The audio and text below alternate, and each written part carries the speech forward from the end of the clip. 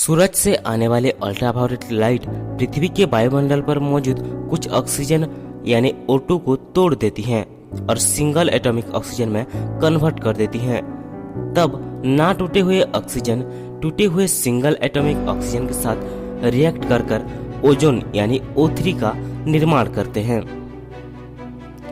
वायुमंडल में बन रहे इस ओजोन का 90% से भी ज्यादा हिस्सा पृथ्वी के वायुमंडल के स्ट्रेटोस्फीयर में जमा हो जाते हैं और जहरीली गैस का एक लेयर बनाते हैं जिसे कि हम ओजोन लेयर कहते हैं। ओजोन ये एक जहरीली गैस है जो कि स्नेक वेनम की तरह काम करता है, यानी जब कोई सांप किसी भी इंसान को बाइट करता है तब उस इंसान की इलाज ना होने से उसकी मौत भी हो सकती है। वहीं जब कोई इंसान कैंसर जैसी खतरनाक बीमारी से लड़ रहा होता है तब उसको ठीक करने के लिए स्नेक वेनम से बनी दवाइयों का उपयोग किया जाता है। ठीक उसी तरह ओजोन जब पृथ्वी के सरफेस के करीब मौजूद रहता है तो उसकी ज्यादा मात्रा में सांस में लेने की वजह से इंसान तथा अनेकों जीवों की मौत भी हो सकती है। पर ये ओजोन जब पृथ्वी के बाहरी लेयर में मौजूद रहता है तब ये सूरज से आने वाली अधिकांश अल्ट्रावायलेट लाइट को रोक देता है।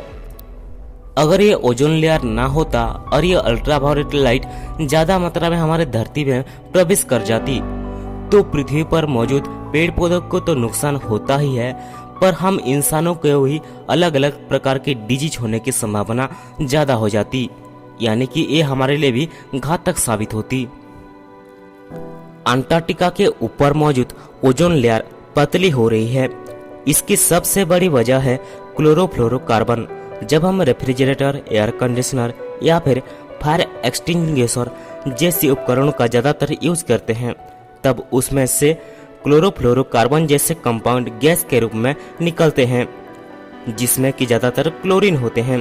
क्योंकि ये क्लोरीन हल्के होते हैं तो ये वायुमंडल के बाहरी लेयर यानी स्ट्रेटोस्फीयर में जाकर ओजोन लेयर से टकराती हैं और क्लोरोफ्लोरोकार्बन में मौजूद क्लोरीन ओजोन से रिएक्ट कर ऑक्सीजन का निर्माण करते हैं और इसी वजह से ओजोन लेयर पतली होती जाती है जिसे कि हम ओजोन लेयर डिप्लेशन कहते हैं। अंटार्कटिका के ऊपर मौजूद ओजोन लेयर बहुत ही पतली हो रही है जिसके कारण सन 1987 में यूनाइटेड नेशन एनवायरनमेंट प्रोग्राम में तय हुए मॉन्ट्रियल प्रोटोकॉल के तहत पृथ्वी के 50 अलग अलग देशों ने अपने देश में क्लोरोफ्लोरोकार्बन को विसर्जन करने वाले उपकरणों की यूज में नियंत्रण लाने की संकल्प ली थी।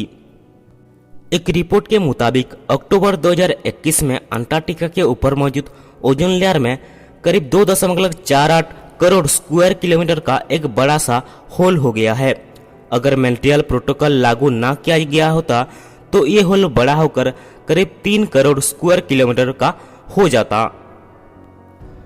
सन 1987 में हुए यूनाइटेड नेशन एनवायरनमेंट प्रोग्राम में ये अंदाजा लगाया गया था कि मॉन्ट्रियल प्रोटोकॉल लागू होने के बाद पृथ्वी का ओजोन लेयर यानी कि सुरक्षा कवच 2060 तक पहले जैसा रिकवर कर जाएगा। पर 2021 में आई इस रिपोर्ट के अनुसार ओजोन लेयर को रिकवर करने में 10 साल और लगेंगे, यानी 2070 तक ये पूरी तरह से रिकवर कर पाएगा।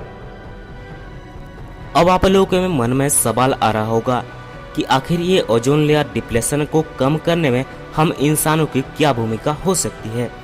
तो मैं आप लोगों को बता दूं कि हम इंसानों को सिर्फ क्लोरोफ्लोरोकार्बन पैदा करने वाले उपकरणों की यूज को कम करना होगा। बाकी सब जो है वो नेचुरल प्रोसेस है, यानी प्रकृति अपने आप ही ओजोन को फॉर्म करती है और ओजोन लेयर डिप्लेशन को कमा देगी अगर हमने क्लोरोफ्लोरोकार्बन का पैदा करने वाले उपकरणों की यूज को कम कर दी तो आज के लिए बस इतना ही। अगर आपको वीडियो पसंद आई है तो वीडियो को लाइक और शेयर करके हमारे चैनल को सब्सक्राइब करके बेल आइकन को जरूर दबा देना ताकि आने वाली वीडियो की नोटिफिकेशन आपको सबसे पहले मिले।